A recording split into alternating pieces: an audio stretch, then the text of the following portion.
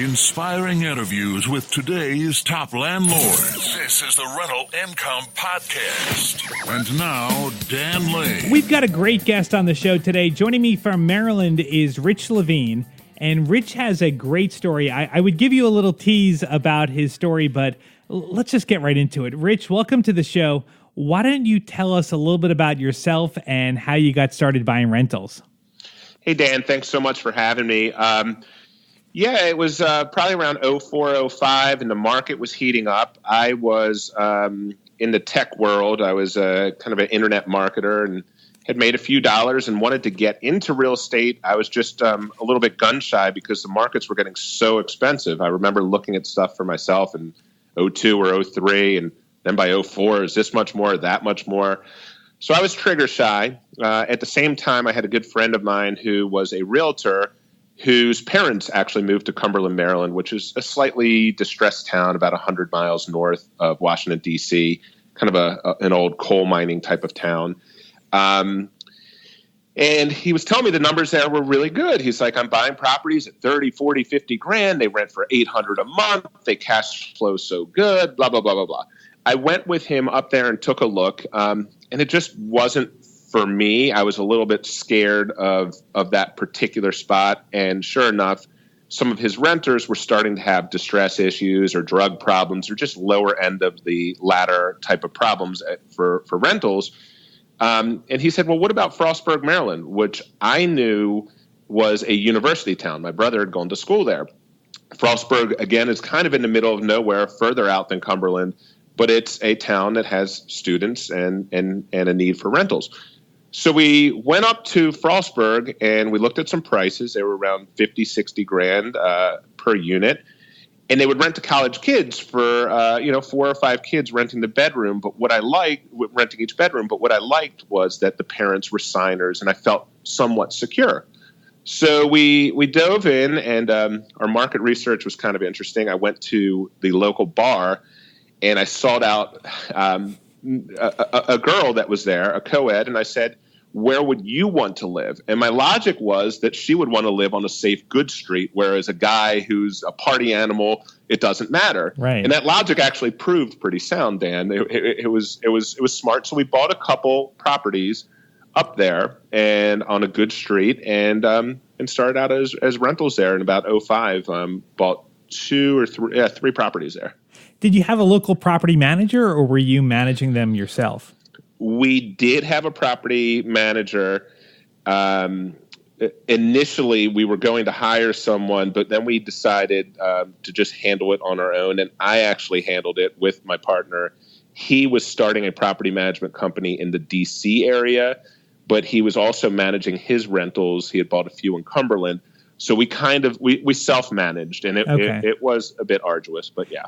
So 04, 05, the market is heating up, prices are going up, and were you able to get out of those properties? You mentioned that you've sold them. Were you able to get out of them before the market started coming down? Yeah, it was probably 07, and that was a market that really had not had appreciation for a very long time. Pretty rare to sell there for much of a profit. You might have bought something in 1980 for 50 grand, and in 2002 it was 61 grand. It really didn't go up much. We saw an opportunity to sell, and we put them on the market. We had bought them for around 60, put them on for about 100, and we got a bite. And we decided to go with that, and actually got out really as the market. When I say the market, the financing market was changing.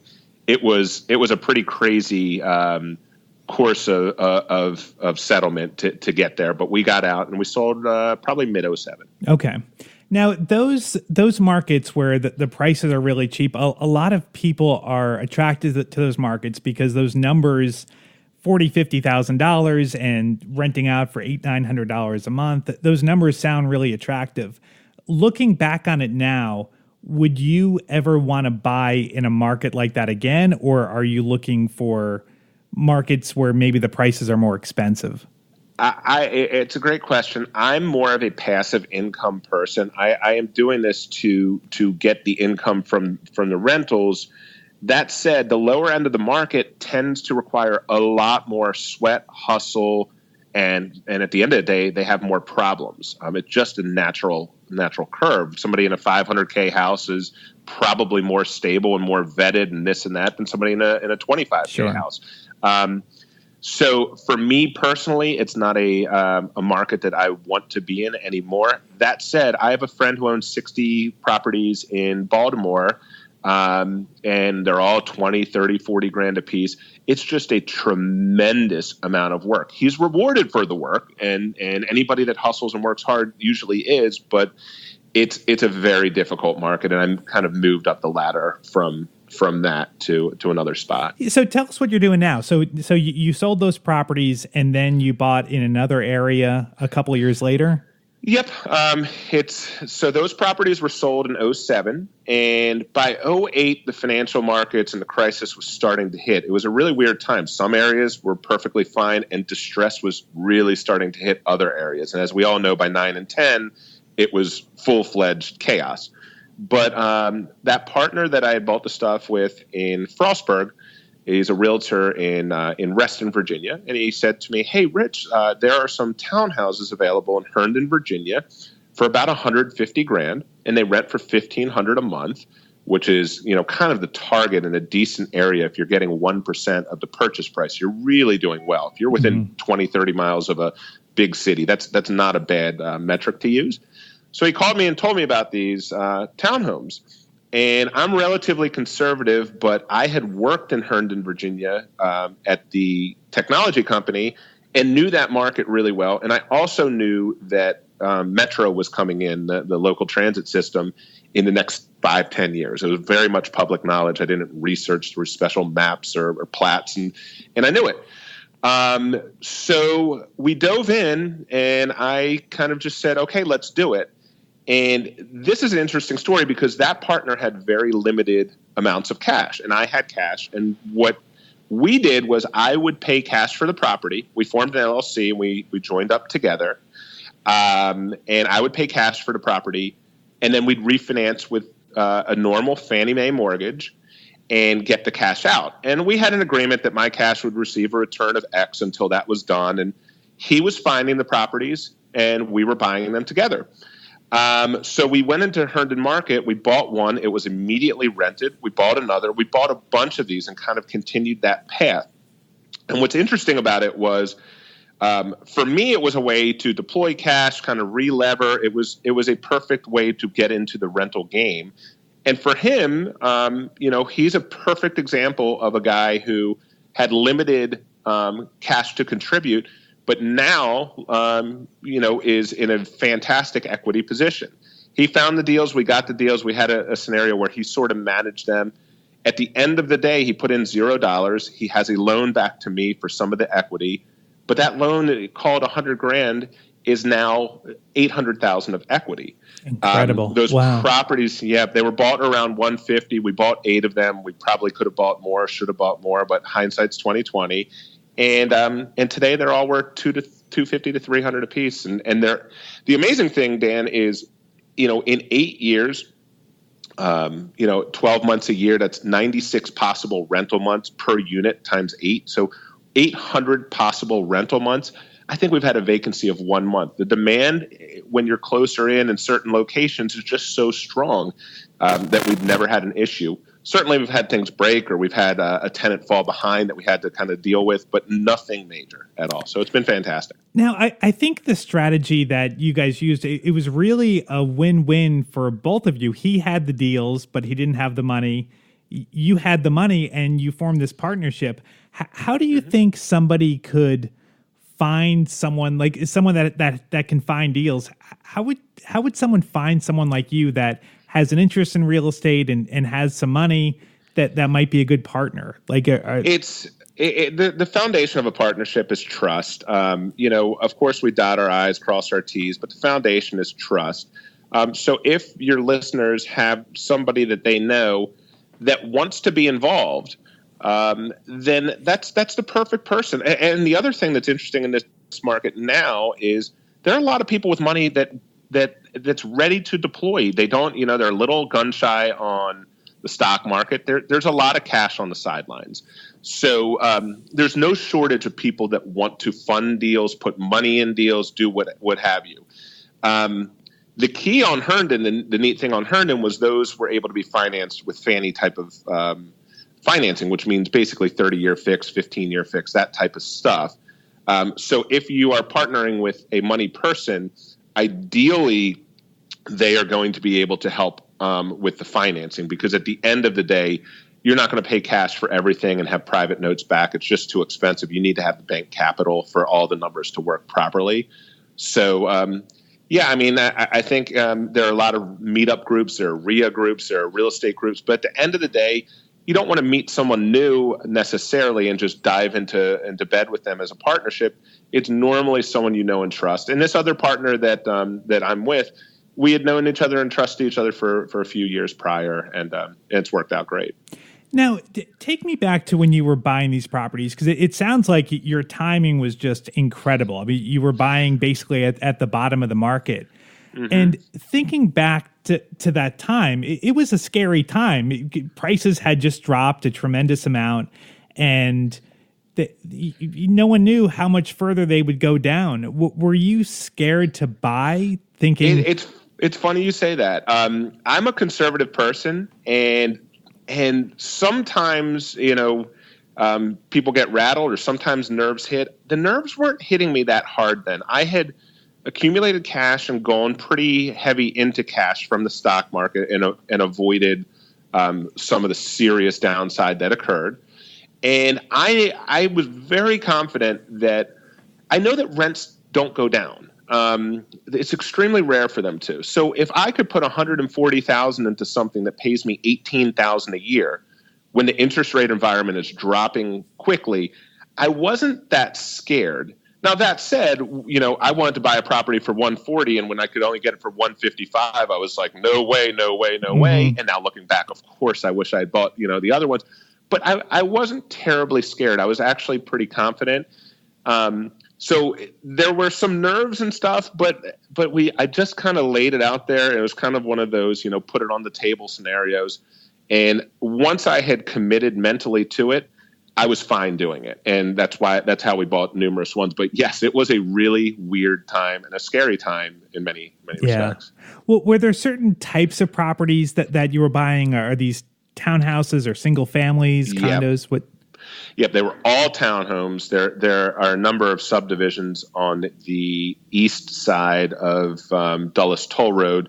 That is the more the more blue collar kind of worker class, nittier grittier area. But it's a swath of townhomes there. Okay, literally probably 1,000 townhomes amongst 7 subdivisions over there. It's a lot of them. So someone, go ahead. Yep. I was buying the same product, same type of product. So if someone is looking to get started, looking for different neighborhoods that they want to buy in, do you think that that's the blue collar neighborhoods are the best type of rentals, or do you think you should maybe try to go upscale a little bit? Or there are a few types. I bucket into 3 types of rentals.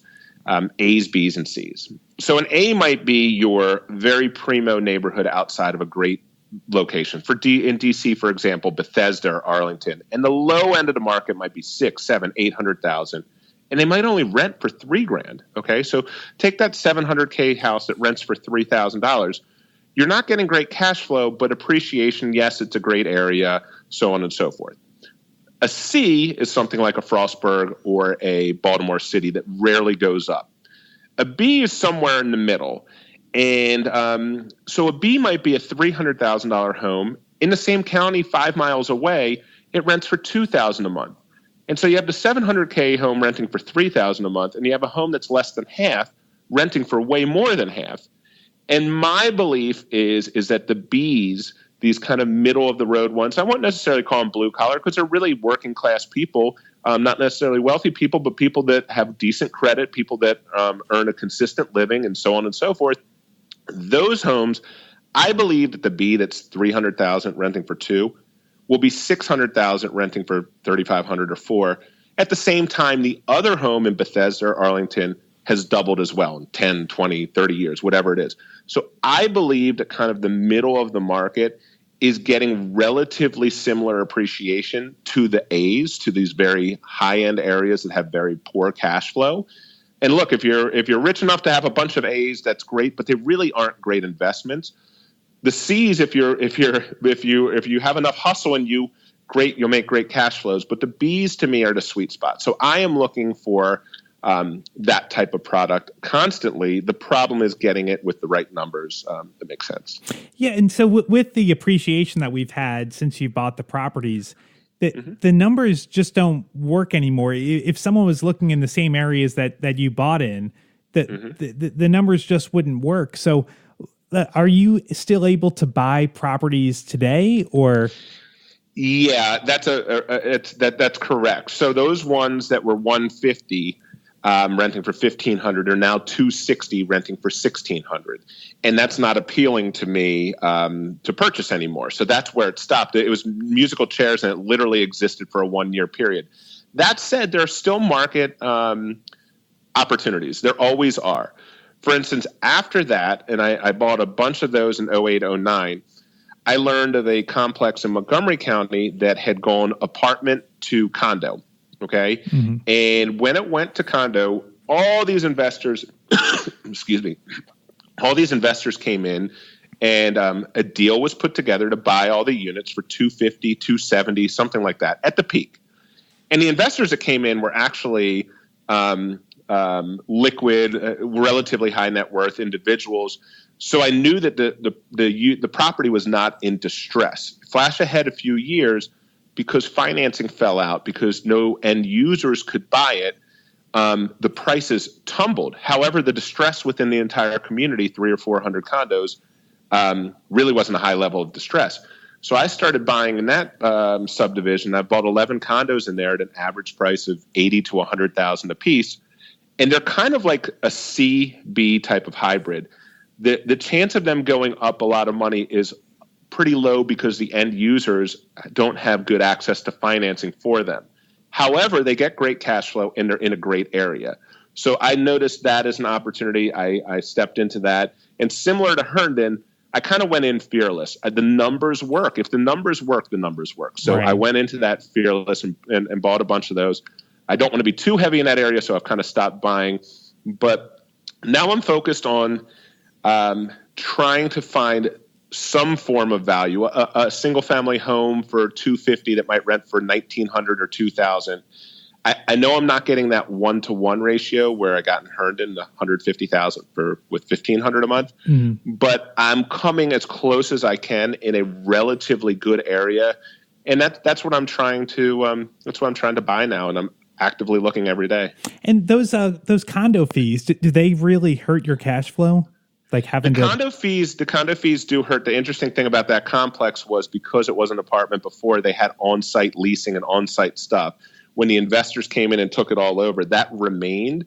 So they do have a relatively high condo fee, and they have some other fees. But at the end of the day, they're able to get a rent that is somewhat higher than you would think. So the numbers do work out. Okay. But yes, condo fees scare me. Yeah. Assessments scare me. All that stuff does play into it. But at the end of the day, the net number is what matters, and the net's pretty good. Well, Rich, you have a really incredible story. I know I found our conversation really inspiring, and I'm sure our listeners did too. Why don't you tell us about your main business? I think what you're doing is really awesome with your hard money lending. Why don't you tell us a little bit about what you're doing and how someone could contact you? Sure. When I bought in Herndon, as I mentioned, I was paying cash, and then we were getting cash back out. And my partner said to me, "Hey, you're lending to us. Why don't you lend to other people?" I said, "Well, that's a great idea." So I researched it, and I got into basically what's called hard money lending or private lending. And since then, I have done hundreds of deals where I fund people primarily that flip homes, but that doesn't mean that there's not rental money financing for individuals. So my company is called Greenbrier Lending. And if you just Google Greenbrier Lending, it'll pop up right at the top. And my number's on there. My email is rich@greenbrierlending.com. And people can reach me anytime. I'm happy to discuss I just like discussing deals and opportunity. It's not all about lending. I'm open to any form of opportunity that is good for myself and for the other party. Yeah. Are people able to use hard money to buy rentals? The short answer is yes. The longer answer is it's slightly unusual. Hard money lenders don't really want to lend 10, 20, 30 grand against a $30,000 or $40,000 asset, even though it sounds like it's protected. It's just not a market that they tend to be in. So that means that they're looking to do loans that are slightly more. And hard money is not bank capital, so it's more expensive. So the short answer is yes, if you have the right blend of credit and equity and whatnot in the deal, you can use hard money on rentals, but generally speaking, you don't want to use it for much more than, say, a year. It is available. It's just kind of a subset of the hard money lending business. So if someone was, say, buying a distressed property, foreclosure, needs a bunch of work, they could use hard money to maybe fix the property up and then refi out to a conventional loan? That's exactly the gameplay. So the way to use hard money, let's say you find a good asset that needs, you buy something for 100, needs 40 in work. It's not financeable in its current condition, and you have to close very quickly. And you just, whether you have the money or not, you don't want to lay it all out in this property. That's where you would take a hard money loan. You'd stabilize the property. You would get the tenant into the property. And, 3, 5, 8 months later, walk the path of refinancing out of the mortgage, and that's the way to do it. And that's a great way to do it to get rentals and stabilize distressed property. All right. Well, if you wanted to contact Rich to talk about hard money, or if you have any deals that you think would be interesting for him, you can reach him at rentalincomepodcast.com/episode 82. We'll have the link to his email address there. Rich, thank you so much for coming on the show. I appreciate it. Dan, thanks a bunch for having me. It's a pleasure talking to you. Sure. Well, thank you for listening, and we'll be back with a new episode next Tuesday. My name is Dan Lane, and this has been the Rental Income Podcast.